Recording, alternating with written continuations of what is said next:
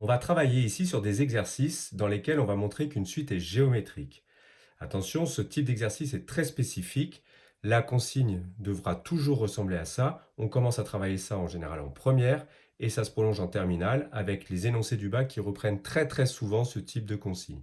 Vous reconnaîtrez ce type de consigne avec une suite appelée arithmético-géométrique, c'est-à-dire une suite définie par une relation de récurrence, un plus 1 par rapport à un, avec juste des nombres placés comme cela. C'est une suite arithmético-géométrique. Le premier terme est donné pour U0 et on donne une suite auxiliaire fondamentale. Elle sera toujours donnée par la consigne, V de n ici.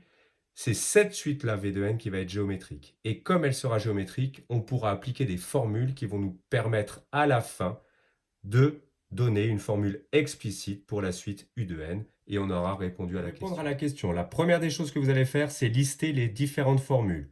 La première formule, c'est celle qui vous donne un plus 1 par rapport à un, c'est donné par la consigne. C'est une formule de récurrence qui est donnée ici, c'est ce qui définit une suite arithmético-géométrique.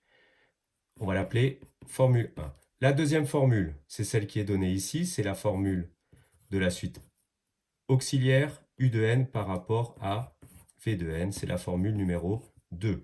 Formule que vous allez inverser entre guillemets en faisant passer le moins 80 de l'autre côté qui va devenir plus 80 et qui va vous donner le fait que U de n qui est ici est égal à Vn plus 80.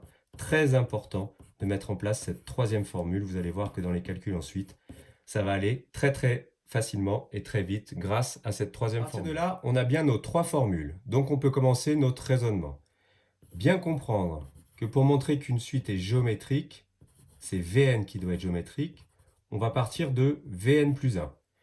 Et à la fin, il va falloir être capable de prouver que Vn plus 1 est égal à tant de fois Vn. 2 fois Vn, 3 fois Vn, 0, quelque chose fois Vn. À partir du moment où vous réussissez à montrer que Vn plus 1 est égal à tant de fois Vn, vous avez montré que la suite est géométrique. Pour cela, on va utiliser les trois formules.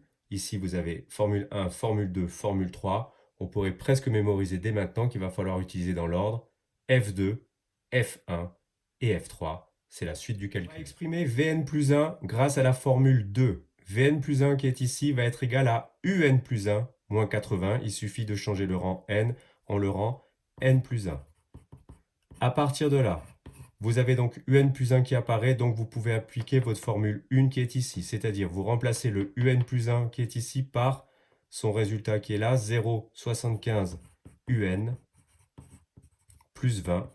Vous avez toujours le moins 80 qui est derrière. Donc là, vous avez juste remplacé un plus 1 par sa valeur qui est ici. Et comme vous faites apparaître un, vous allez utiliser la formule numéro 3 qui est ici, en remplaçant le un par la valeur ici, Vn plus 80, que vous allez remplacer ici. Attention, il faudra bien mettre des parenthèses et il faudra penser à développer pour finir le calcul. On remplace donc notre U de n. On a dit qu'avec la formule 3, c'était Vn plus 80. N'oubliez pas les parenthèses. Ensuite, vous pouvez bien écrire votre plus 20 et votre moins 80. Il y en a qui calculent directement ça en disant que ça fait moins 60. Vous pouvez aussi, pour l'instant, moi je ne le calcule pas, vous développez 0,75 fois Vn plus 0,75 fois 80. C'est notre développement. Et vous gardez le plus 20 et le moins 80. Et quand vous calculez tout ça ensemble, vous vous rendez compte que ça vaut 0. Ce n'est pas un hasard. Vous avez ici du coup, simplement le fait que Vn plus 1, c'était notre point de départ, est égal à 0,75 fois Vn. Votre suite Vn est bien une suite géométrique. À partir de là, on va pouvoir conclure. J'ai marqué à nouveau les trois formules qui nous ont servi et qui vont continuer à nous servir. Et la conclusion qu'on vient d'obtenir, Vn plus 1 qui est égal à 0,75 fois Vn. Cette conclusion nous permet d'affirmer que la suite Vn est bien une suite géométrique avec la raison qui vaut 0,75. Nous avons bien donc une suite géométrique de raison 0,75. Attention, le premier terme V0 n'est pas donné, il doit se calculer grâce à la formule numéro 2. V0 est égal à U0 moins 80, on remplace n par 0. Si vous prenez l'énoncé U0 est égal à 30, ce qui vous donne 30 moins 80, c'est-à-dire moins 50. Ce qui est magique maintenant, c'est que V de n est une suite géométrique, donc on a une formule à disposition. C'est la formule qui nous permet d'expliciter les termes d'une suite géométrique. V de n est égal à V0 fois Q puissance n moins 0. Moi, j'écris le 0 ici. Je ne vais pas rentrer dans les détails sur cette vidéo. Vous remplacez V0 qui vaut moins 50 fois la raison Q qui vaut ici donc 0,75 et n-0 qui vaut bien sûr puissance n. Vous avez ici le terme général V de n de la suite géométrique qui s'écrit donc comme cela.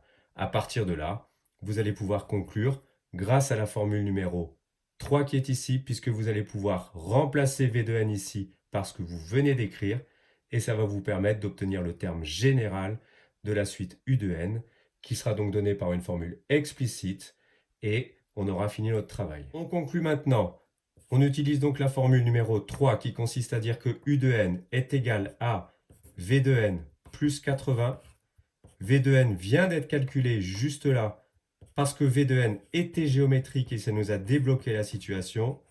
Je remplace donc V de n par son expression que je viens de trouver ici et je rajoute juste le 80 et vous avez donc ici conclu avec la formule générale explicite de la suite U de n. Le gros avantage, c'est que maintenant, si vous cherchez U20 ou U40, vous remplacez directement n par 20 ou par 40, ce qui n'était absolument pas possible avec la formule donnée par récurrence au début de l'énoncé. Votre travail est fini et vous avez utilisé le fait d'avoir réussi à montrer que la suite auxiliaire était une suite géométrique.